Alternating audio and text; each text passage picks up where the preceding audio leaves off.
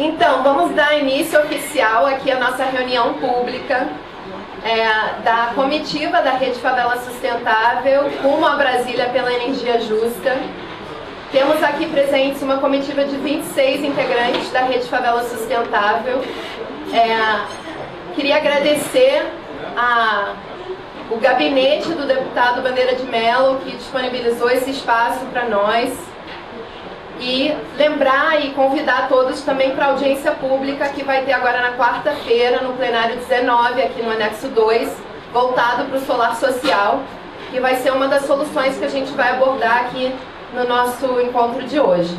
Meu nome é Tereza Williamson, eu sou planejadora urbana, eu sou diretora executiva da CONCAT, Comunidades Catalisadoras, que é a organização que mantém a equipe de gestão da Rede Favela Sustentável. A Rede Favela Sustentável é uma grande rede de mobilizadores de favelas do Rio de Janeiro, que atua em prol da justiça climática, do desenvolvimento pleno dos territórios, de forma sustentável, que valorize tudo que foi construído pelos seus moradores, né, e busca o desenvolvimento sustentável próprio, fortalecendo as soluções que vêm dentro das próprias comunidades. São mais de 500 integrantes e nas nossas atividades já tivemos participação de mais de 295 favelas diferentes do Rio de Janeiro. Aqui, a comitiva que veio a Brasília, como eu falei, são 26 integrantes da rede, 19 mobilizadores de favela e aliados e equipe. Vocês vão ouvir todos nós hoje, em algum momento aqui na apresentação. As lideranças, mobilizadores vão trazer depoimentos da realidade dos seus territórios e soluções que desenvolvem dentro do próprio território. Vamos ouvir pessoas de favelas de toda a cidade e também vamos ouvir sobre os dados que foram coletados por alguns desses mesmos integrantes. A pesquisa Justiça Hídrica e Energética nas Favelas, ela foi realizada pela Rede Favela Sustentável em 2022 e o relatório de eficiência energética nas favelas que vocês estão em mãos foi desenvolvido em 2023, no ano passado, né? E esse processo foi fruto dentro da Rede Favela Sustentável de uma demanda de capacitação em dados dos próprios lideranças, mobilizadores, jovens locais, após a pandemia da Covid-19, quando foi visto o impacto que a ausência de dados gera, né, e a importância dos dados para se ter políticas públicas. E a ausência de dados públicos sobre temas importantes. As lideranças da rede resolveram, jovens, fazer uma pesquisa própria, levantaram a questão da água e da luz como prioritárias para os seus territórios e foi junto desenvolvido um curso de 6 meses, com mais de 50 módulos, com vários parceiros, a maioria de favelas, organizações de favela que trabalham com dados no Rio de Janeiro. Né? O Rio de Janeiro tem um ecossistema muito robusto de organizações da sociedade civil, e principalmente nas favelas, e isso não é diferente para a questão dos dados. Então esses grupos ajudaram a gente a construir um curso, realizou um curso. Temos aqui representados alguns dos jovens que fizeram parte desse curso, algumas das lideranças que ajudaram a construir e participar desse curso. E dentro desse curso foi feita uma pesquisa. E o Caio vai apresentar a pesquisa aqui para vocês hoje. Antes de passar o microfone para o Caio, vai se apresentar e vai apresentar a pesquisa, só para enfatizar essa diversidade de locais representados aqui. Né? Somos de todas as APs, áreas de planejamento do Rio de Janeiro, e também mais 3 municípios do Grande Rio. Juntos, os mobilizadores, lideranças que estão aqui presentes, suas comunidades, têm uma população de 1.200.000, então a gente está representando aqui a realidade de territórios, né, com 1.200.000 habitantes no Rio de Janeiro. A gente acredita que o que vai ser trazido aqui pode ser entendido como relevante para todas as grandes cidades brasileiras. Então vou passar aqui para o Caio. Acredito? Desculpa, gente. Falar um pouco também do porquê que estamos aqui, né? O que trouxe a gente para cá. Então a gente fez esse levantamento no Rio, mas a gente entendeu que principalmente na questão da energia, muitas decisões são feitas a nível federal. Então era importante trazer esses dados para cá. A gente também soube eu comentei que a pesquisa foi feita dentro do curso, mas a gente não imaginava a importância desses dados. Não foi feito para gerar uma pesquisa, foi feito um curso. Só que o resultado foi muito importante, e ele é muito importante trazer para as autoridades, né? Então a gente está aqui com 3 objetivos, né? 3 áreas que a gente está querendo desenvolver, nosso entendimento e ouvir respostas do poder público sobre a primeira questão da renovação das concessões. A gente está nesse momento crítico agora e a gente vai trazer histórias e quer dialogar sobre as condições dessas novas concessões, como é que vai ser isso, se essas novas concessões vão atender as questões que a gente vai trazer ou não. A tarifa social, que infelizmente a gente vai mostrar que não chega de fato nas pessoas que precisam e ela não é adequada. E soluções, né? Eu mencionei a energia solar, temos aqui os parceiros da Revolução Solar, temos aqui o trabalho da NIL e Duque de Caxias, o Otávio, que também no Rio de Janeiro instalou painéis solares na cooperativa do Vale Encantado. Mas a gente também vai trazer outras soluções muito interessantes para a questão energética, como o teto verde, como o biossistema para tratamento de esgoto, biodigestor, que gera gás. Então, são soluções que estão sendo desenvolvidas por comunidades no Rio, muito inspiradoras, que a gente também vai trazer. Então, a gente pretende dialogar sobre tudo isso ao longo dos próximos dias. Obrigada, viu, gente?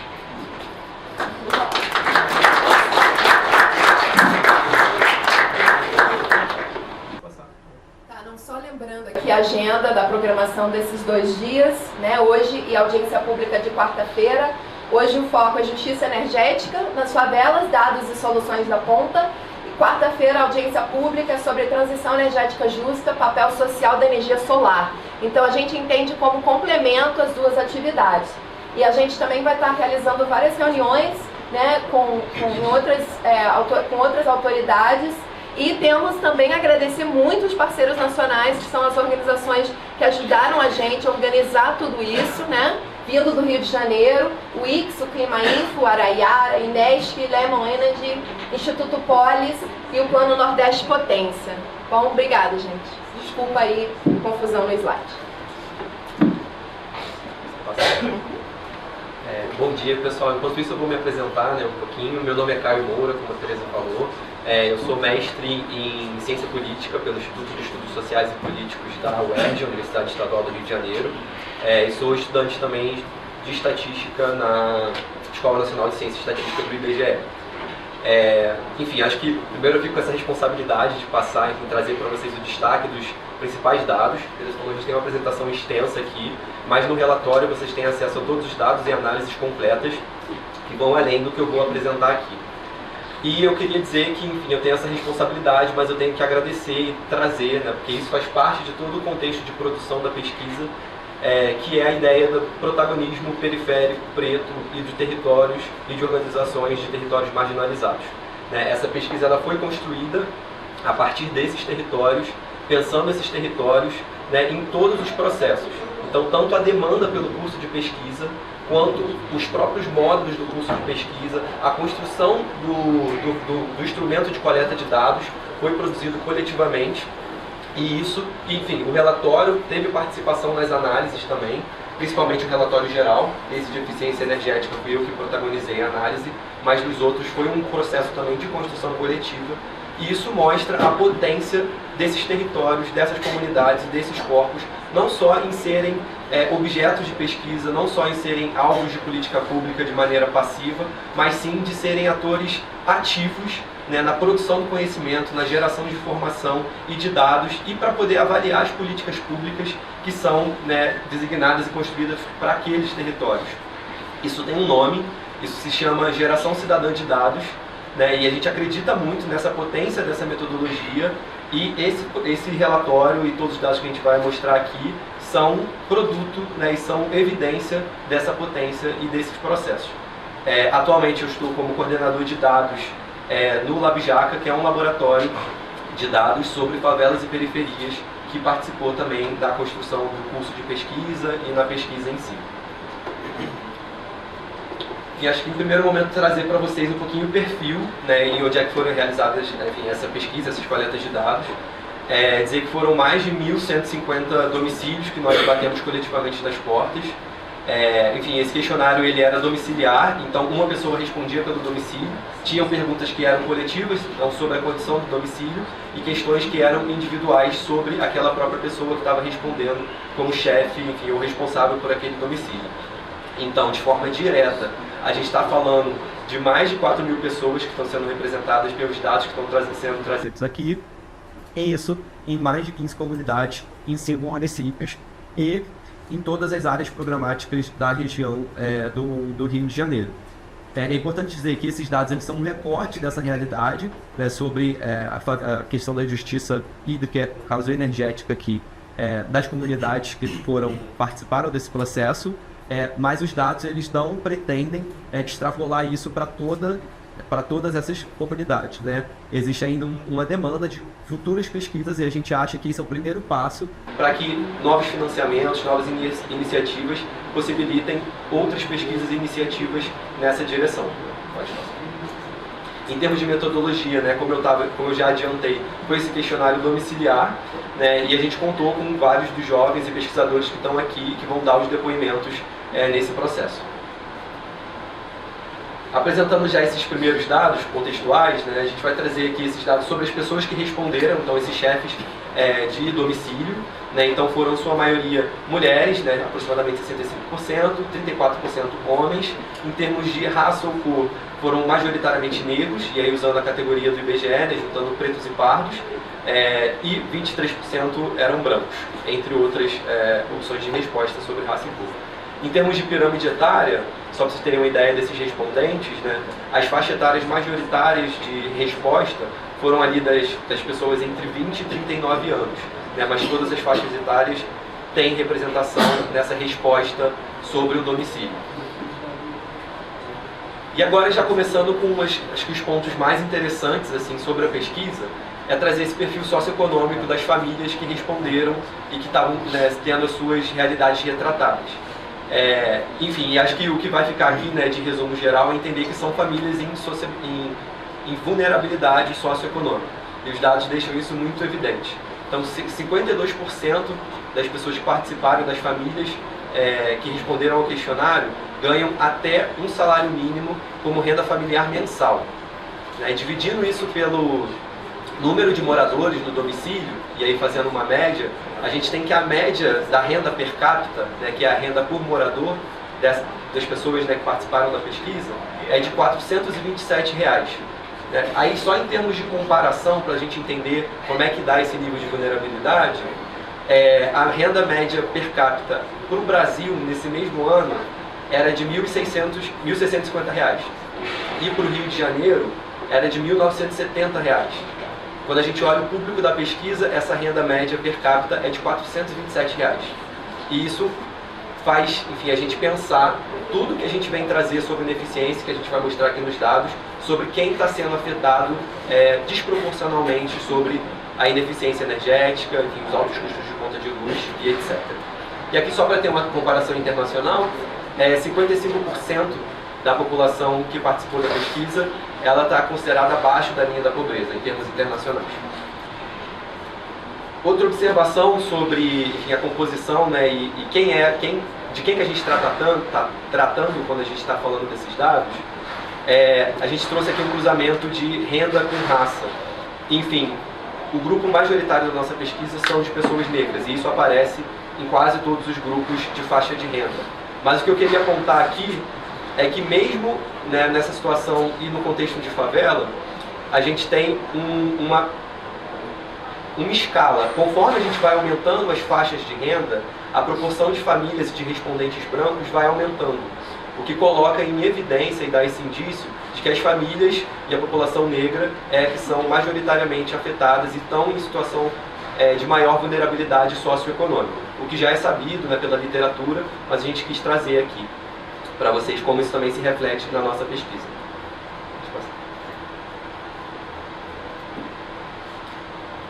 E eu acho que isso que eu comecei, né, dizendo sobre o perfil dessas famílias é para trazer que em um país como o Brasil, extremamente desigual, né, quando a gente está falando de eficiência energética, quando a gente está falando de justiça energética, a gente não está falando só de um aspecto técnico, a gente não está só falando de tecnologia, a gente está falando sobretudo de como essa ineficiência, seja no serviço, seja na rede, ou seja enfim, no atendimento, na relação com o consumidor, como isso afeta desproporcionalmente os grupos da sociedade, né? E aí é isso que a gente vai trazer nesse primeiro conjunto de dados.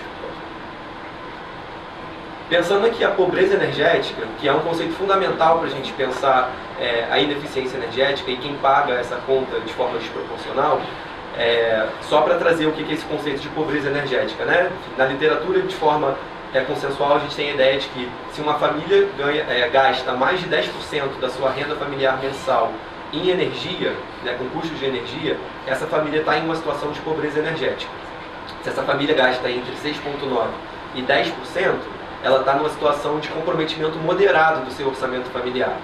Se ela gasta abaixo de 6,9% da sua renda familiar mensal com energia, esse é o padrão recomendado internacionalmente. Olhando como isso se distribui, né? Primeiro de forma geral, né? A gente tem que 31%, um terço das famílias da pesquisa, elas têm um comprometimento desproporcional do seu orçamento familiar. E olhando essa distribuição nas faixas de renda, a gente vê que a faixa de renda que mais é afetada proporcionalmente, né, pela pobreza energética são as faixas de renda mais baixas. No caso, a primeira, que é de 0 até meio salário mínimo, como renda mensal, e a de meio salário mínimo até um salário mínimo. Pode passar por isso. Ainda pensando esse comprometimento do orçamento, a gente, né, durante a pesquisa, a gente perguntava qual foi o preço da sua última conta de luz, e em um outro momento a gente perguntava como é que dava a sua capacidade de pagamento, quanto você achava, quanto seria viável e financeiramente possível e saudável que você gastasse na sua conta de luz. O que vocês veem aqui é que tem uma variação dependendo da faixa de renda, o que é evidente, mas em termos médios, o que a gente achou é que a conta de luz média para essas famílias era de R$120. Quando a gente faz uma média da capacidade de pagamento, o valor que essas famílias entendem que elas podem gastar na média é de R$60. Então a gente tem aí o dobro do que a conta de luz média que elas recebem é o dobro da capacidade que elas apresentam, né, que elas declaram de pagamento. Né, isso varia em termos da faixa de renda, mas isso coloca para a gente pensar, né, de forma geral para esse público, para essas famílias, né, como é que está vindo esses impactos, qual é a conta de luz que está chegando neles e como é que é a sua capacidade para poder arcar com esses custos.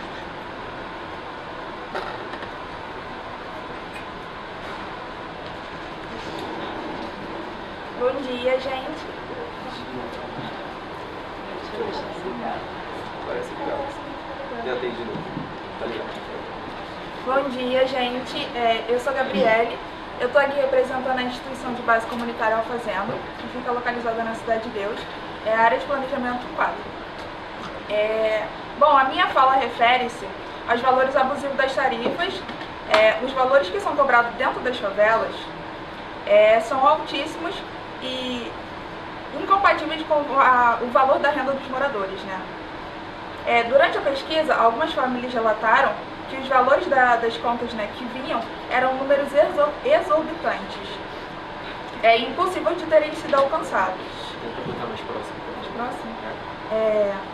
E mesmo com o cálculo do quilowatts em bandeira vermelha, que a gente sabe que cobra mais caro, não dava para chegar nos valores que chegaram, né? No caso, dentro da favela.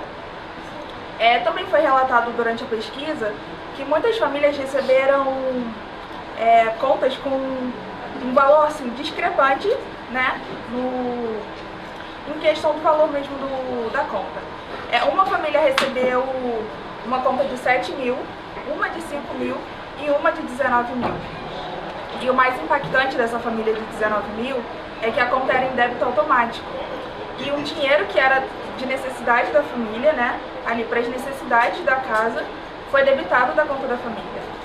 Né? Então você imagina como é que ficou essa família.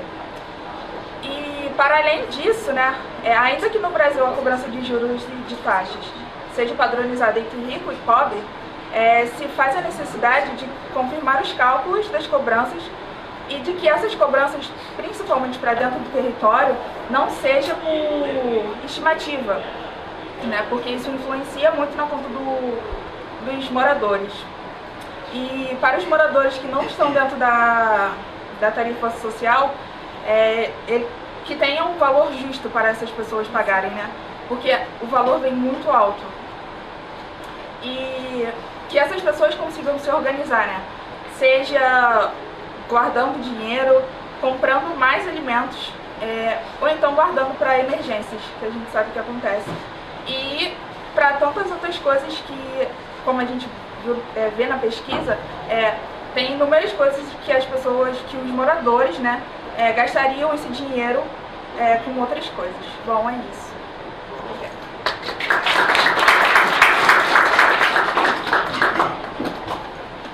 Acho que no próximo slide, que já vai passar aí para vocês, a gente traz isso que a Gabriela acabou terminando de falar, né, que é a ideia com que se gasta, né, e qual é o custo da pobreza energética e do comprometimento desproporcional dos orçamentos familiares, principalmente famílias de favela, enfim, com que elas deixam de gastar, enfim, quais são os impactos que isso tem em termos do restante da sua vida, das suas outras áreas da vida.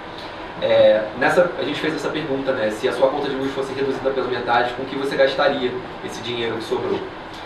E das famílias que responderam, né, a essa pergunta, 69% afirmaram que gastariam mais com alimentos, o que traz para a gente a urgência desse debate sobre pobreza energética, como é que isso tem impactos em segurança alimentar e em outros aspectos da vida também que eu vou trazer mais à frente. Rapidinho, deixa eu só verificar o microfone. Eu acabei de pedir para aumentar. Vai aumentar? Vou aumentar, Tereza. Agora melhorou. Fala bem? Não sei. Assim? Agora foi. Bom dia, meu nome é Thaisa, eu estou aqui representando o Projeto Inclusão, que é uma ONG do meu território, que é em São João de Meriti, Baixada Fluminense, no Rio de Janeiro. Eu estou aqui hoje para contar um pouco da minha vivência diante da pobreza energética, que eu considero uma questão traumática, porque me atravessa desde que eu sou criança até os dias de hoje. Mas hoje eu venho falar especificamente de uma questão de infância, que quando eu morava com a minha mãe, a gente tinha 4 pessoas dentro de casa. E para ter água dentro da nossa casa, a gente precisava de 2 bombas d'água, né? Uma para puxar a água e colocar para dentro de casa e outra para colocar água na caixa. Ter 2 bombas d'água de uma família de 4 pessoas que demandam muita água fez a gente gastar muita energia e a gente chegou a uma conta no valor de R$600 para minha mãe, o que comprometeu grande parte da renda dela. Que já era difícil conseguir pagar as contas, porque ficava numa média de R$200, R$300, mas teve um período específico que chegou essa conta de R$600 que a gente não conseguiu pagar, porque causou um endividamento na minha mãe e fez ela ter dificuldade de pagar as contas que estavam chegando e essa conta de R$600, né? A gente fica um período sem energia, a gente tem grande parte do salário dela comprometido, que era uma mulher que morava sozinha com umas 3 crianças. O salário dela comprometido nessa tentativa de ter água e ter luz em casa e o que fez a gente abrir mão de uma educação de qualidade, né? Porque a gente sai de escolas particulares e vai para a escola pública, a gente passa a ter dificuldades em ter uma alimentação adequada dentro de casa e a gente sempre ficava dependendo de ONGs para ter uma cesta básica dentro de casa, justamente para a gente conseguir pagar a conta de luz, né? Então eu quis trazer esse recorte, mas enfim, eu tenho até minha vida nos dias de hoje e nessa tentativa de pagar inclusive as contas de luz não significava que ela chegava com qualidade, né? Porque eu moro num território em que em período de chuva falta luz, em que em período de muito sol também falta luz e dias corriqueiros cotidianos também faltam luz, uma média de chegar a luz dentro da minha casa quando falta, eu tenho certeza que a luz só volta depois de 2 horas. E é isso.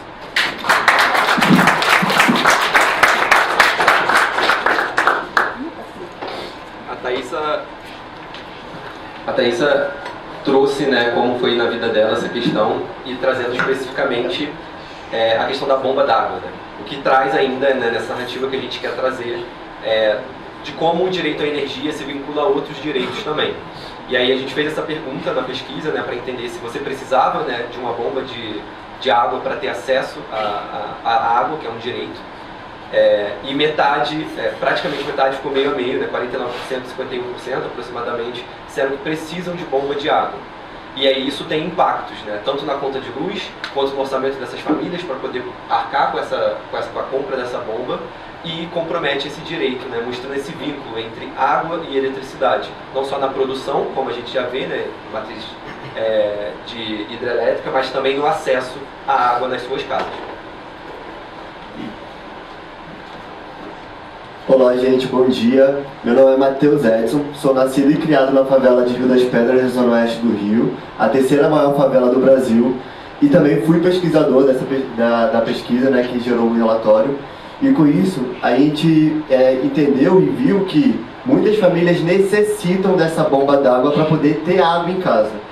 E com isso a gente viu vários relatos de como que essas famílias, né, têm ali, elas são prejudicadas e geram ali outras vulnerabilidades por conta dessa injustiça, né, de como que essa energia chega na casa dessas pessoas e como isso gera ali grandes dificuldades, como por exemplo, né, do abastecimento de água.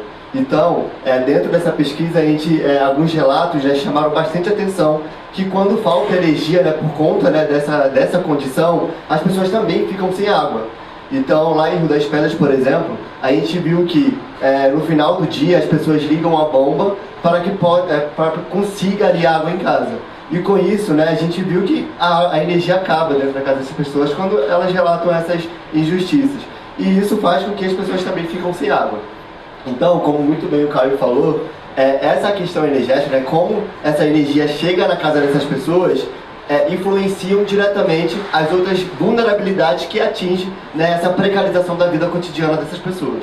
Então é muito importante, né, a gente retratar isso de como que essa energia faz com que outras condições atinjam diretamente essas pessoas.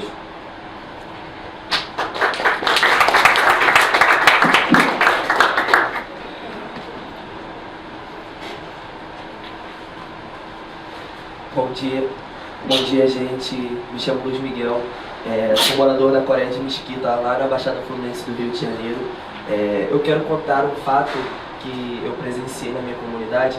Então, o fato é que, tendo uma família com 5 filhos, uma mãe e um pai, eles trabalhavam de vendedores, né? Eles eram PJ, e aí aconteceu o fato que o pai da família veio a falecer e a mãe optou por não voltar a trabalhar por motivos óbvios, em sentir falta do esposo, e aí ficaram a mãe e os seus 5 filhos. E esse pai, que infelizmente veio a falecer, ele era um cara muito correto, então ele pagava a sua luz, pagava tudo bonitinho, e tendo falta dele em casa, tendo falta do trabalho, eles vieram a faltar a pagar a conta de luz. E infelizmente a Light veio fazer o corte da luz deles. Mas o fato que mais me deixou triste foi que um desses 5 filhos, ele precisava de utilizar a energia para utilizar um aparelho respiratório que ele tem, que ele precisa utilizar para sobreviver. E infelizmente veio ser feito o corte através da Light, e assim a comunidade em si veio se ajuntar e a gente chegou para ter uma solução para essa família. Muito obrigado.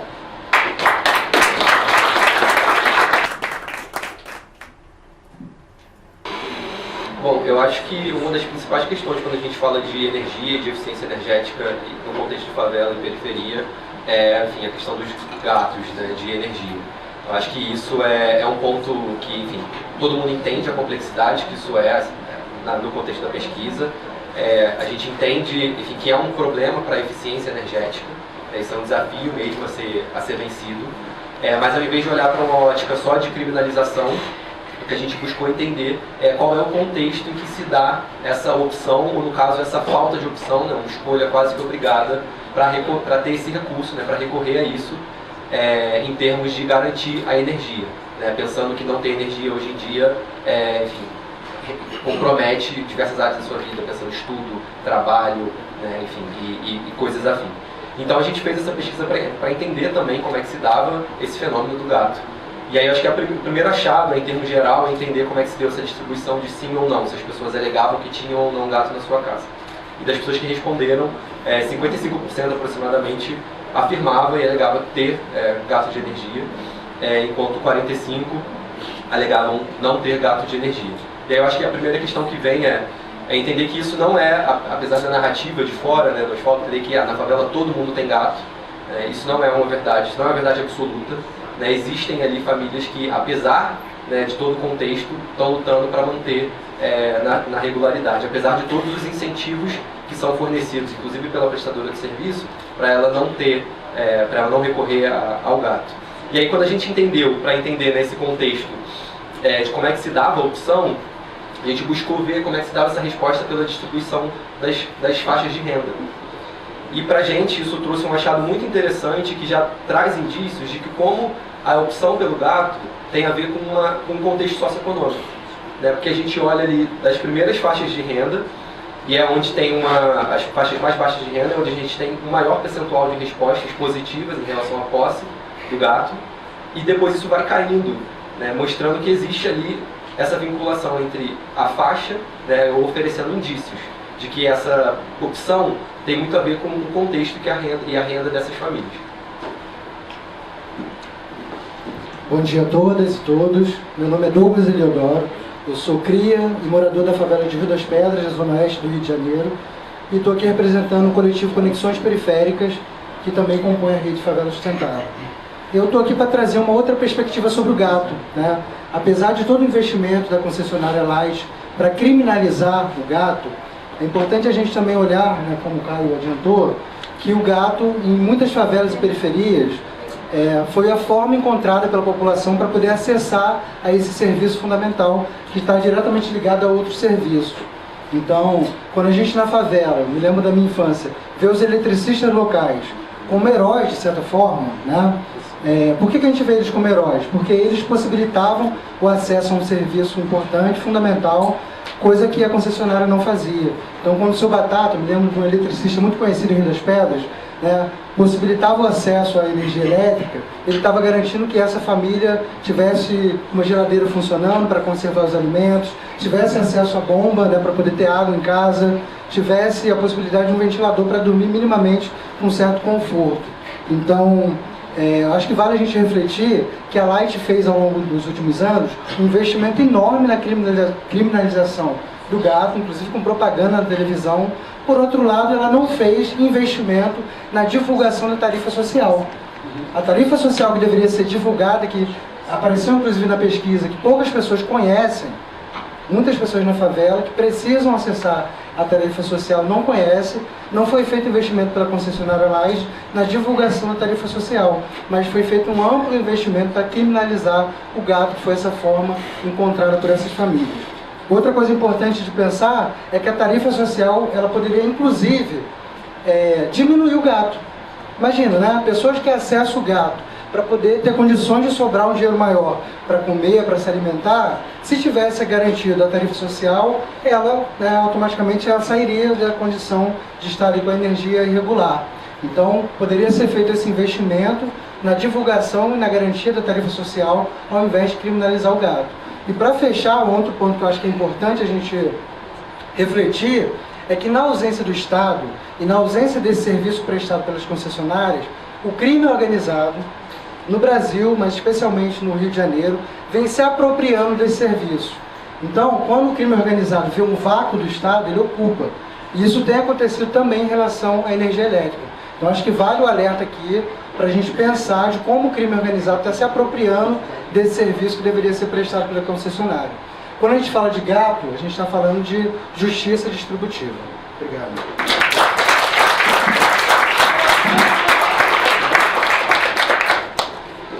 E aí, pensando como é que se dá esse consumo de energia entre as famílias que participaram, né, a gente teve aqui uma distribuição de como é que, né, quais são os eletrodomésticos que mais consomem e aí acabam representando maior gasto, ou enfim, consumo de energia nessas famílias.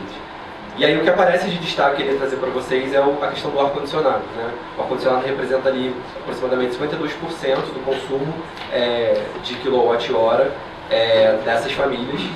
Depois vem o chuveiro elétrico, enfim, vem a geladeira. E acho que a discussão que a gente vai trazer aqui daqui a pouco com uma fala é como é que o contexto, né, de mudanças climáticas, enfim, tem trazido essas necessidades desses eletrodomésticos ou não, e o que isso coloca em termos de desafio para a eficiência energética. E aí, só para ter uma ideia, né, de quantas pessoas, né, quantas famílias declaravam ter ar-condicionado em suas casas, a gente vê que 48% não possui ar-condicionado. Então existe aí um desafio que é caro, né, tem um desafio econômico de fazer essa compra. Então não é tão difundido assim, pelo menos nas famílias que a gente pesquisou, mas existe um percentual representativo que possui, né, e isso também é fruto de uma demanda que vai ser tratado logo em seguida aqui. Oi, tá dando pra ouvir, tranquilo? Oi pessoal, bom dia, me chamo Bárbara, tenho 22 anos. Eu tô aqui representando a AP5 do Rio de Janeiro, o STCado de Bangu, a Vila Kennedy, juntamente com a Agenda Bangu. E eu vim aqui trazer um provocamento sobre as ilhas de calor dessa região que pautam diretamente sobre a injustiça climática que nós vivemos e o racismo ambiental escancarado. Dentro da cidade a gente vê uma diferença de temperatura gritante entre um local e outro. E isso faz com que um item como o ar-condicionado, ele seja não só um item, não como um item de luxo, um artigo de luxo, mas sim uma necessidade básica.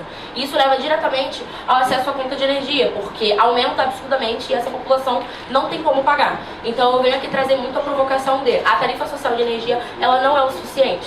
Então ela precisa ser atualizada e entender nos moldes atuais que o uso do ar-condicionado, ele mexe diretamente com a saúde da população. Porque o calor exacerbado faz com que as pessoas, elas fiquem doentes, elas passem mal. Nós tivemos casos de pessoas que já vieram a óbito por calor, enfim, pressão aumentar, diminuir e demandar vários outros casos de saúde.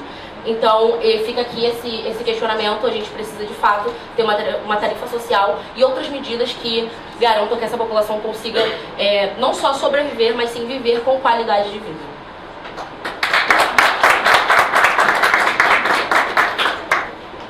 Enfim, a Bárbara trouxe, já foram apresentados aqui, né, algumas vezes a questão da tarifa social, e isso foi um tópico que a gente abordou também na pesquisa, pensando que ela é a política pública que é direcionada para famílias que têm um perfil socioeconômico, né, de favela e de periferia. Então a gente quis entender como é que ela está se dando na vida dessas famílias. E aí o primeiro apontamento que o Douglas adiantou é dizer que existe um desconhecimento muito grande dessa política. Né, aproximadamente 70% das famílias, né, dos respondentes afirmaram não conhecer a tarifa social de energia elétrica, na pesquisa que a gente fez. O que promove aí um questionamento sobre a eficiência dessa política pública. Né? Porque se é uma política que ela não é conhecida pelo seu público-alvo, como é que a gente consegue enfim, dizer que essa política está sendo eficiente? E novamente, trazendo por o recorte da renda, a gente tem que, como foi mostrado no gráfico geral, que o desconhecimento ele é generalizado, né? Ele é majoritário, assim, né? 69%.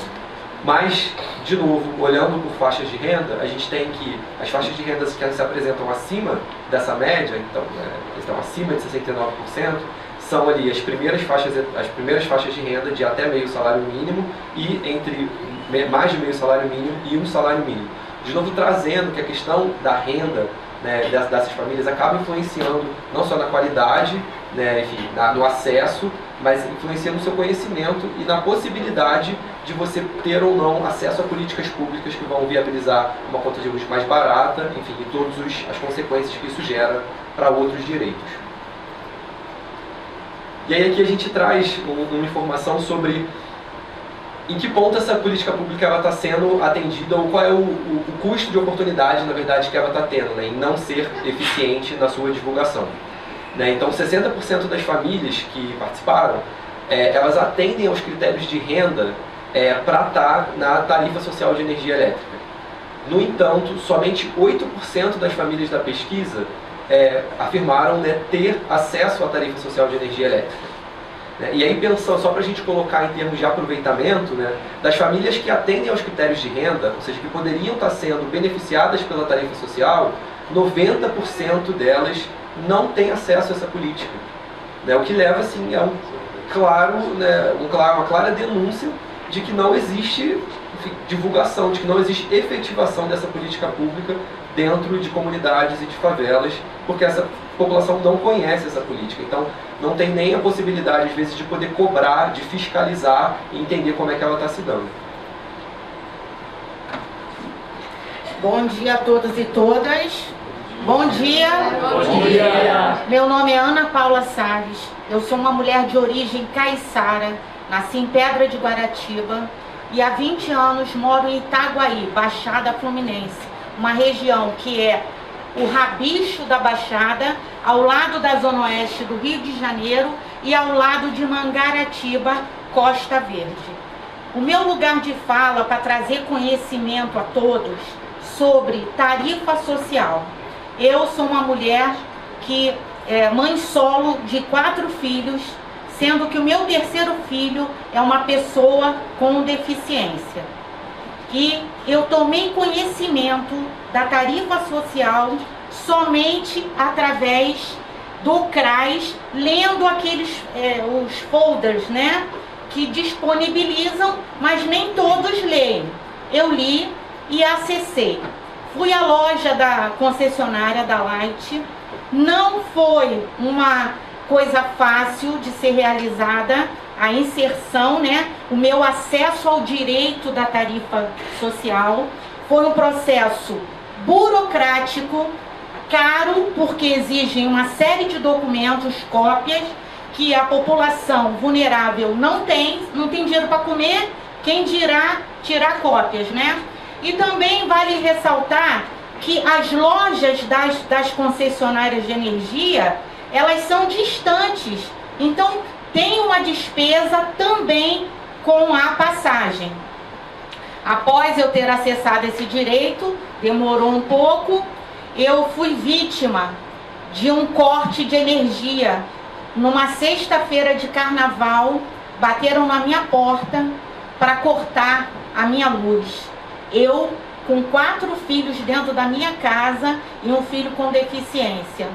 Ao ser chamada no portão, eu apresentei as contas pagas, como também apresentei os laudos médicos do meu filho João Guilherme com deficiência.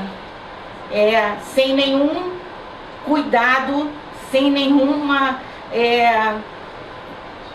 situação que pudesse me ajudar, os atendentes, né, os servidores da concessionária cortaram a minha energia sem dó nem piedade.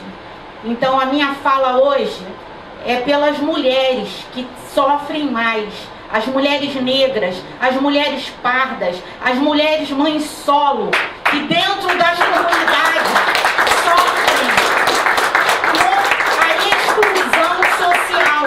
Então, energia não é negócio, não é mercadoria, é direito à vida, é direito a ter dignidade.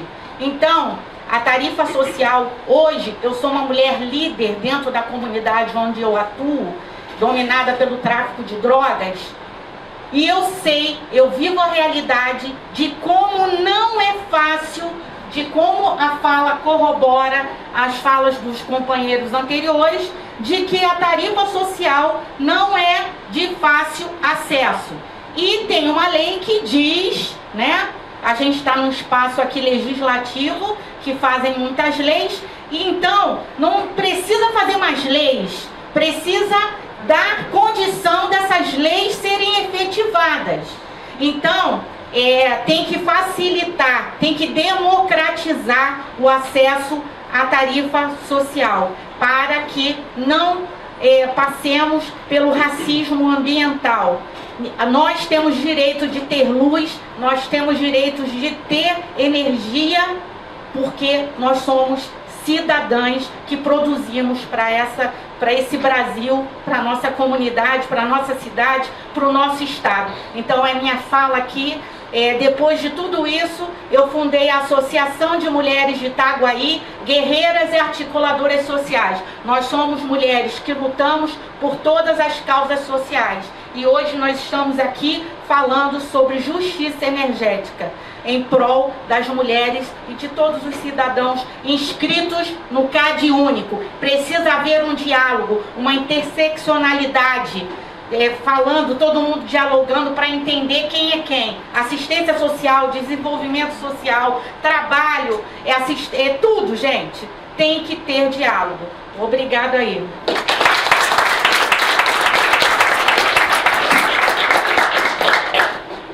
E agora acho que passa para uma sessão que a gente começa a falar do serviço, né? E como esse serviço ele é prestado de forma precária e ineficiente nesses territórios, novamente, quem é que são os mais afetados por isso. E aí, pensando, né, a pergunta que a gente fez sobre falta de luz, né, e aí a gente recorreu a uma pergunta extrema, né, não era, enfim, só qual o período, enfim, né, períodos curtos de falta de luz, mas a gente recorreu a uma pergunta sobre se nos últimos 3 meses, né, se você teve um episódio de falta de luz que durou mais de 24 horas. E, ou seja, já é uma questão extrema, né, enfim, que tira qualquer normalidade, né, e questiona essa qualidade do serviço prestado pela Light do Rio de Janeiro. E aí, de forma geral, a resposta foi que 32% dessas famílias, elas relataram sofrer com pelo menos um episódio de falta de luz que tenha demorado 24 horas, que é um absurdo em si e supera todos os critérios e todas as regras que são estabelecidas como aceitáveis, inclusive pela própria concessionária e pela própria agência de controle. E aí, quando a gente olhou de novo pelas faixas de renda, a gente tem que todas apresentam um percentual elevado, né, considerando que é um episódio extremo de falta de luz, mas que as famílias que ganham de 0 até meio salário mínimo, ou de meio salário mínimo até 1, apresentam as maiores, né, são as famílias que, nesse grupo, são as mais representadas, ou seja, que tem esse pior serviço, apresentando faltas de luz que duraram mais de 24 horas para retornar.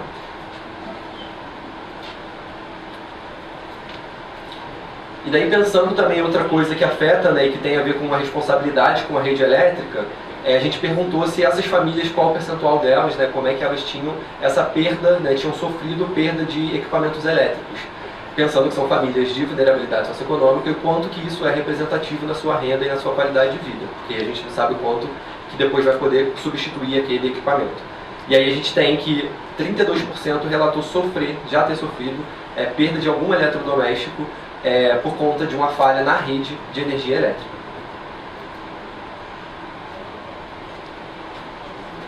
Bom dia. Está me ouvindo? Bom dia a todos e todas. Me chamo João Vitor Teodoro, também conhecido como diplomata de favela. Sou urbanista social pelo INSPER e estudante de relações internacionais. E como bem disse o nosso amigo Caio, a falta de energia é um problema recorrente, né? Porque desde quando eu comecei com ativismo dentro do território do Pavãozinho Cantagalo, que fica localizado na zona sul do Rio de Janeiro, eu observo que, por mais que tenham passado programas de urbanização nas favelas, principalmente do nosso território, ainda hoje nós temos a falta de energia, né? Nos últimos 6 meses, por exemplo, eu fiquei sem energia por mais de 10 dias consecutivos. E aí, quando a gente pensa na falta de energia, a gente pensa na falta de alimentos também, né? E a gente percebe que a justiça energética e o racismo ambiental faz com que as pessoas mais vulnerabilizadas sofram, porque nós não pagamos energia porque nós não queremos, é porque nós não somos enxergados enquanto pessoas que querem pagar por aquela energia. Só que, por mais que passem programas de urbanização, os postes ainda estão tombados, os fios ainda estão sobrecarregados, e a gente vai perdendo não só a qualidade de vida, mas eletrodomésticos, como bem disse nosso colega aqui, Caio, e a gente fica se questionando quando que vão olhar para nós, porque quando a gente fala do Pavãozinho Cantagalo, a gente está falando de uma região que fica na zona sul do Rio de Janeiro, que é uma região onde tem um olhar mais cuidadoso, porque é na zona sul. Mas e as outras favelas da região da zona norte, da Baixada Fluminense, da zona oeste? Porque a gente se questiona, até quando? Porque eu comecei a trabalhar com ativismo climático em 2011, e até os dias de hoje eu tenho sofrido com falta de energia. Só que nós não somos enxergados, somos invisibilizados. E aí eu quero trazer para os nossos colegas que a gente precisa resolver isso o quanto antes. Porque pessoas estão perdendo seus alimentos, as pessoas estão perdendo seus eletrodomésticos, que estão parcelando em 24, 18 vezes? E até quando isso vai se perdurar? Porque a emergência climática está aí. E quem vai continuar sofrendo vão ser nós. Então, muito obrigado.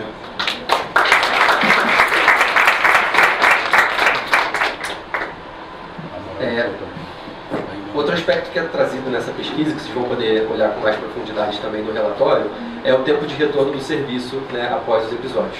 A pergunta anterior a gente tinha só uma categoria, que era se você sofreu um episódio de falta de luz de mais de 24 horas, mas a gente tem também esses dados por intervalo de tempo, né? Então espera menos de 1 hora, espera entre 1 e 6 horas, espera entre 6 horas e 1 dia, ou espera mais de 1 dia para retornar ao serviço.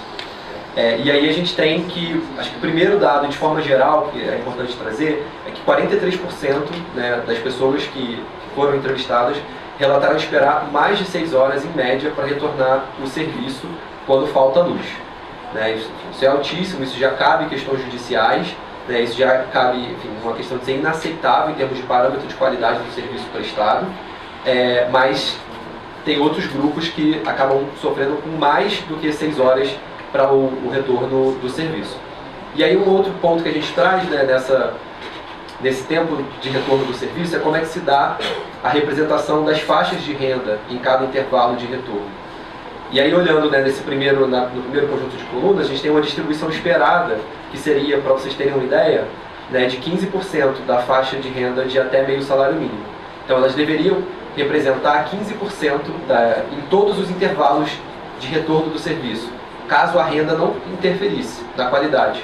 Mas quando a gente olha, por exemplo, o maior intervalo de serviço, que é o mais de 1 dia, essas famílias que ganham até meio salário mínimo mensal, elas não representam 15%, elas representam aproximadamente 20%.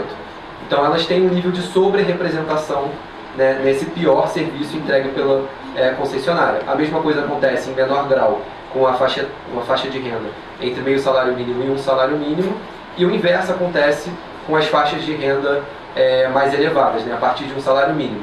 Elas que representam, no caso aqui, de mais de 1 salário mínimo, entre 1 e 2 salários, representam 35%, né, que deveriam representar, elas representam 18% nesse intervalo de pior serviço, que é o de mais de 1 dia de retorno. De novo, o que a gente vem trazer com esses dados é como esse serviço, a qualidade do serviço, ele acaba sendo interferido, enfim, ele acaba sendo dependente da sua renda. E isso a gente está falando entre as famílias mais pobres, que são as famílias de favela. Então, se já existe essa diferença dentro do território periférico de favela, imagina num território, comparando, né, as médias e os dados do asfalto com o da favela.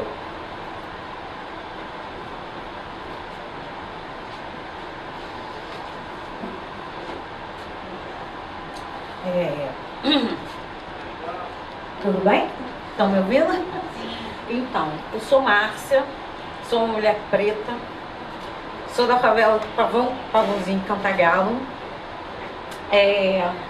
Estou emocionada, chegar aqui não é muito fácil.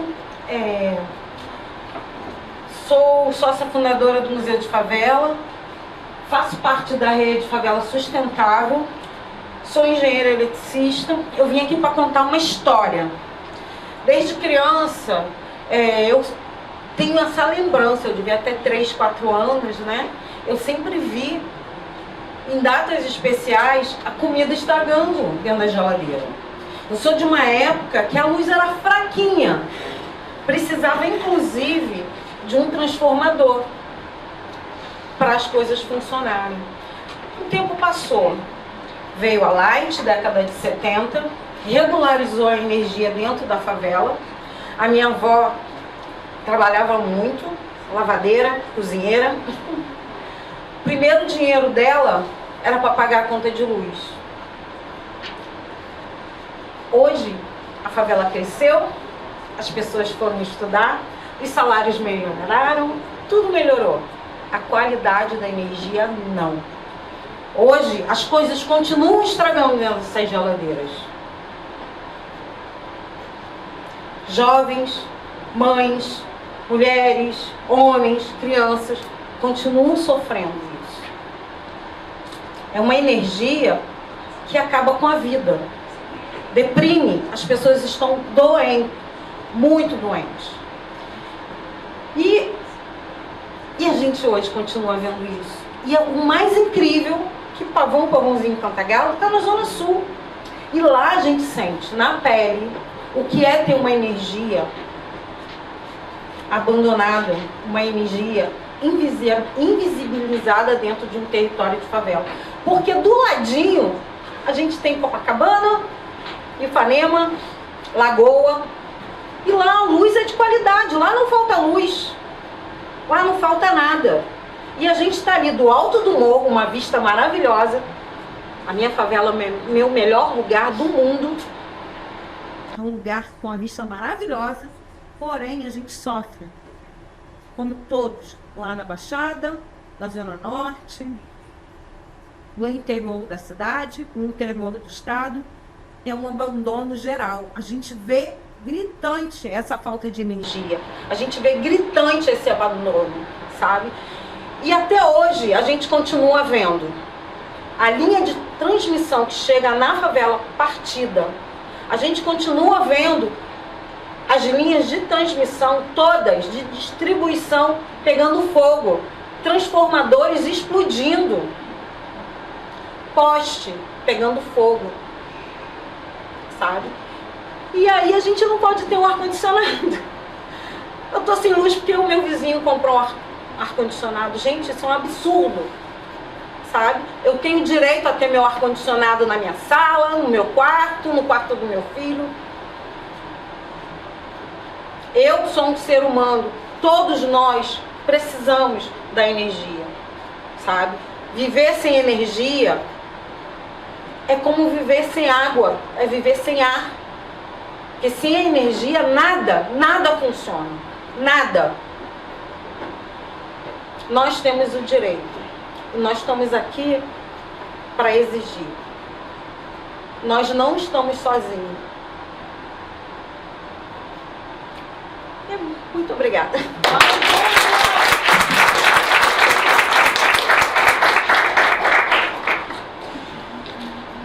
Eu acho que a qualidade, né, a péssima qualidade do serviço oferecido para favelas e periferias, a gente já está trazendo isso aqui em termos de alguns dados e acho que de forma mais expressiva, acho que na fala dos companheiros aqui que participaram da pesquisa, que fizeram a pesquisa. Enfim, e diante desse quadro, né, de qualidade péssima do serviço, a gente tem aqui um dado que é extremamente preocupante, mas que, enfim, demonstra e evidencia como é que se dá essa relação entre a concessionária e esses territórios, né, que é uma pergunta que a gente fez sobre se você já fez alguma reclamação ou algum pedido para a Light, né? E de forma geral, o que a gente teve aqui é que 86% das famílias que foram entrevistadas nunca fizeram um pedido ou uma reclamação para a Light.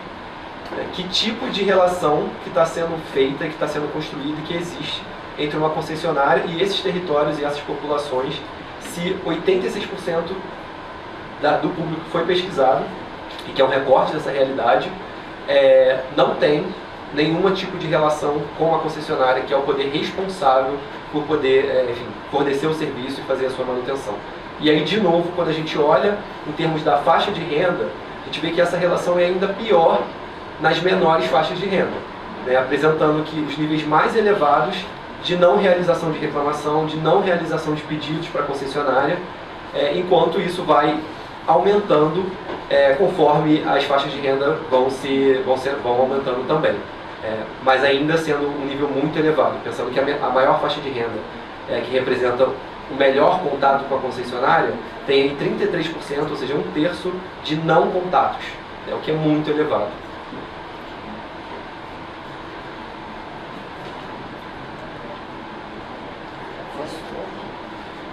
Bom dia, olá, me chamo Bruno Tavares, tenho 25 anos de idade,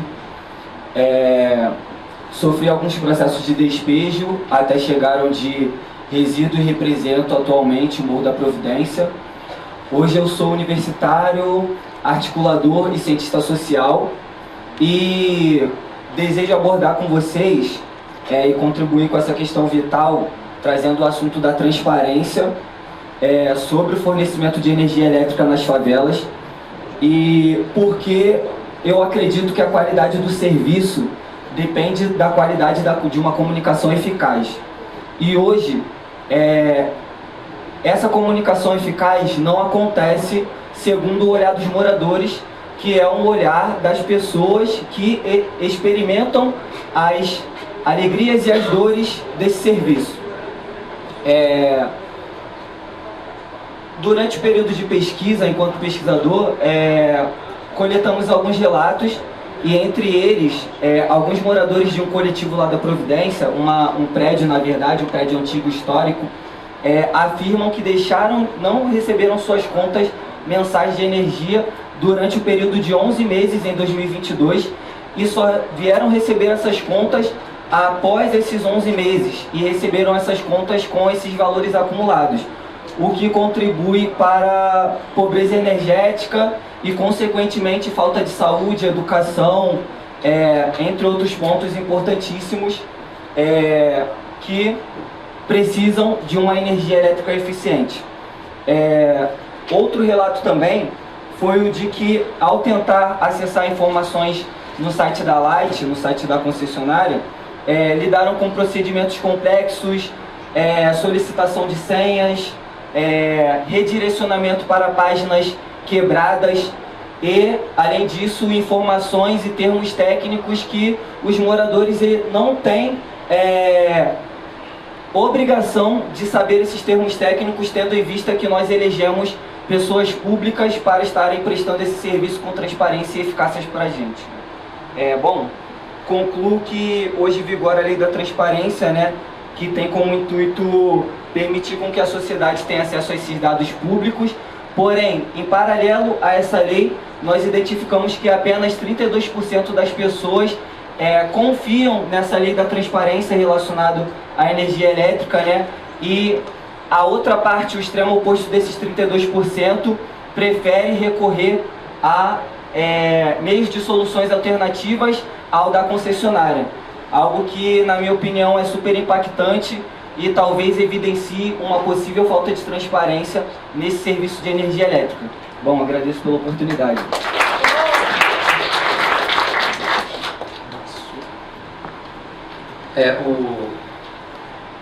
O Bruno adiantou, né, um pouco essa questão de como se resolvem os problemas, dado essa falta de comunicação, falta de confiança e uma relação muito ruim com a concessionária, né, por parte desses territórios, do seu serviço desses territórios.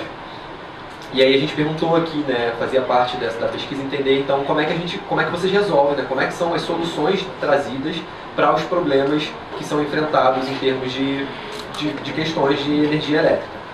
E como o Bruno falou, a gente tem que 56% da resolução dos problemas de energia elétrica nas comunidades, né, pensando nas famílias que a gente entrevistou, tem origem comunitária.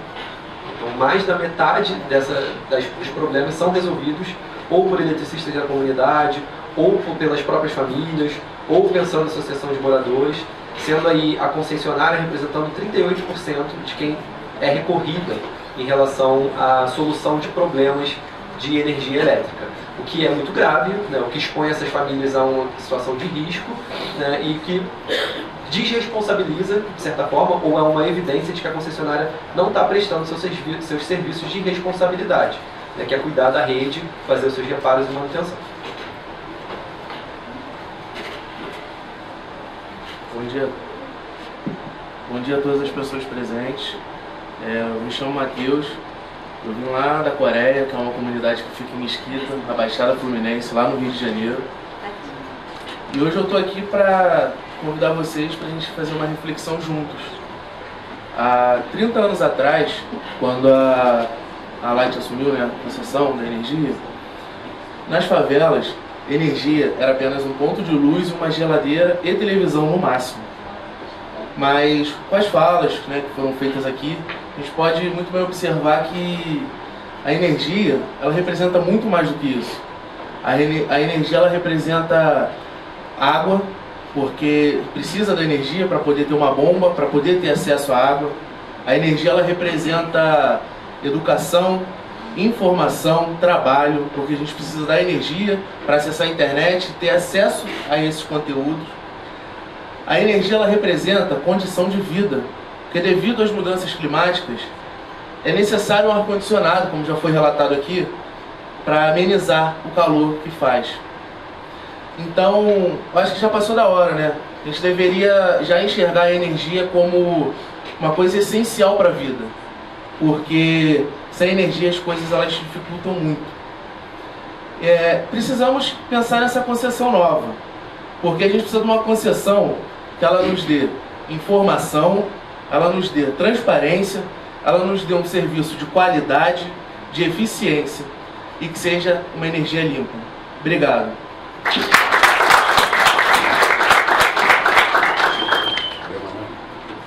Bom, a gente está encaminhando para o último bloco aqui do relatório e da apresentação, que é o bloco de soluções. Então, pensando nesse quadro, pensando nas famílias que são mais afetadas por ele, pensando na relação entre a comunidade e a concessionária Light, o que a gente tem visto, o que a gente entende como soluções, enfim, como possibilidades, algumas ainda em termos de possibilidades e outras em termos concretos, que já estão sendo realizadas e que estão sendo protagonizadas pelas pessoas que fizeram essa pesquisa, então por coletivos e por grupos de favela e de periferia. Acho que o primeiro aspecto é trazer o aspecto humano da eficiência, né? Pensar que, enfim, tem pessoas ali por trás e que essas pessoas podem buscar, e o que a gente trouxe aqui um pouco para vocês, buscam hábitos que buscam eficiência energética ou hábitos de economia de energia, né? Então a gente fez uma escala de pontuação pensando alguns hábitos de eficiência energética ou de economia de energia, que eram perguntas relativas a desligar a televisão quando você sai do ambiente, uso de lâmpadas LED, ou seja, mais econômicas, enfim, utilização de água, como a pesquisa era vinculada à justiça hídrica também, utilização de água de chuva, enfim, e várias buscas de comprar equipamentos que sejam eficientes, vários, e vocês podem acompanhar no relatório quais foram as perguntas específicas, vários hábitos que buscam eficiência de energia, economia de energia. E a gente atribuía pontuação, né, para esses hábitos e aí construímos esse índice, essa pontuação.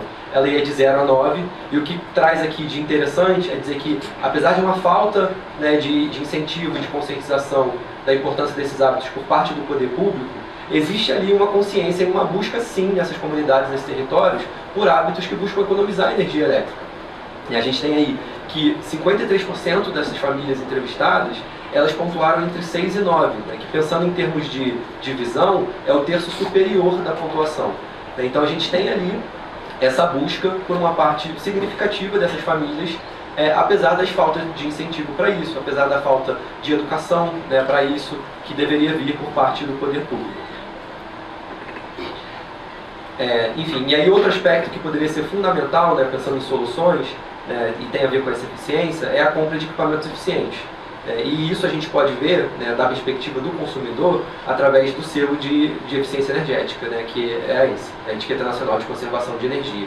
E a gente perguntou para entender, né, como é que está o nível de conhecimento da população sobre dessas famílias sobre esse selo. Enfim, 70% reconhece esse selo, né, mas 68% afirmou de fato entender o que é o seu significado. Então tem uma margem aí significativa de ampliação dessa consciência. E 49% afirmaram já ter comprado um eletrodoméstico tendo como base alguma dessas informações de eficiência energética. Pensando aí novamente essa distribuição dessa informação pelas faixas de renda, a gente tem que o maior nível de desconhecimento, né, ou de reconhecimento da etiqueta de eficiência energética está entre as faixas de renda mais baixa, né, o que acaba sendo acima, inclusive, da média da amostra, tendo ali 34% e 35% de não reconhecimento dessa faixa, dessa etiqueta de conservação. O que é uma base, né, se você quer que essa política, né, seja eficiente para as pessoas comprarem equipamentos eficientes, no mínimo essas pessoas têm que reconhecer essa etiqueta. Então a gente tem que, para essas famílias, por exemplo, é impossível buscar eficiência por meio de compra consciente, já que elas não conhecem a etiqueta. Então tem uma margem aí de política pública de investimento nessa área de reconhecimento. E aí, para finalizar, a gente tem aqui nessa tabela, a gente montou, né, um conjunto de estratégias, mesclando eficiência de equipamentos, que a gente entende que esse aspecto técnico é fundamental, então tem que ser investido em P&D, pesquisa e desenvolvimento, para que a gente tenha equipamentos mais eficientes. Mas a gente entende também que tem ali uma política pública que é subaproveitada, extremamente subaproveitada, que é a tarifa social de economia de energia, tarifa social para essas famílias de periferia e favela, né? E aí, nessa tabela, a gente tem um conjunto de soluções que mescla eficiência de equipamentos e uso de tarifa social de energia elétrica, pensando, inclusive, um aumento nessa tarifa social de energia elétrica, porque o que está na realidade hoje em dia não é suficiente. E nessas simulações que tem aqui e tem no relatório, a ideia é mostrar que com a combinação desses aspectos, tarifa social de energia elétrica e eficiência dos equipamentos, a gente consegue trazer o valor da conta de luz mais próximo, em alguns casos, dentro da média ou da mediana da capacidade de pagamento das famílias. O que é uma demonstração de que como políticas públicas e como desenvolvimento tecnológico podem tirar essas famílias da pobreza energética, tirar essas famílias do gato, como foi trazido aqui, e viabilizar a concretização de outros direitos. Como a gente entendeu, energia não é só luz, energia é trabalho, energia é alimentação, energia tem a ver com geração, inclusive, de renda. E aí vocês podem acompanhar aqui, né, no relatório, enfim, como é que se dá o perfil de cada família, né, e quanto ela representa dentro da amostra, da nossa pesquisa, e qual a estratégia utilizada e o valor simulado da conta de luz que ela, enfim, poderia ser barateada.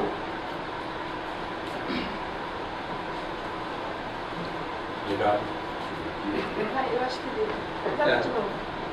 Não, bota bota de novo na... Tá desligado. Não, tá ligado. Tá ligado, só falar mais perto que pode ir. Oi, bom dia a todos e todas, obrigado, hein? Meu nome é Dinei, eu sou morador da Babilônia, estou atualmente como presidente da primeira cooperativa de energia solar em favelas do Brasil. A Revolução Solar criou essa cooperativa em 2021. Eu, como sendo liderança, eu já fui presidente de associação de moradores de Chapéu Mangueira, eu achei que seria uma coisa impossível, tudo por conta de todos os relatos que foram ditos aqui referente à Light, né? Porque a Light faz dentro da favela. Então a gente cria essa cooperativa em 2021 com 34 famílias, hoje ela está com 60 famílias na cooperativa. Então quando muita gente fala assim da questão do gato, quando você tem uma cooperativa de energia solar em favela, a pessoa, o morador, a moradora, ela tem que estar absolutamente kit com a concessionária. Essa questão de gato já cai por terra. Para você fazer parte da cooperativa, você tem que estar absolutamente kit com a concessionária. E a gente está lá nessa luta, tanto na formação profissional, né, na qualificação profissional de mulheres, que a gente formou as primeiras mulheres como instaladora de painéis fotovoltaicos de favelas, e a gente vem desenvolvendo um trabalho dentro da Babilônia, Chapéu Mangueira, um trabalho revolucionário.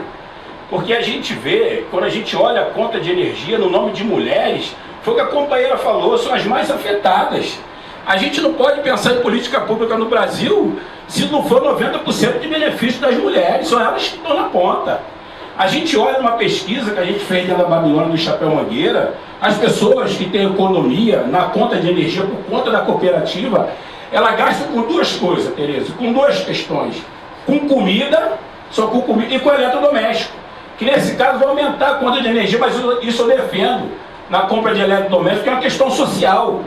E eu sou a favor do ar-condicionado, porque se a gente imaginar, conforto térmico é dignidade humana. É dignidade humana.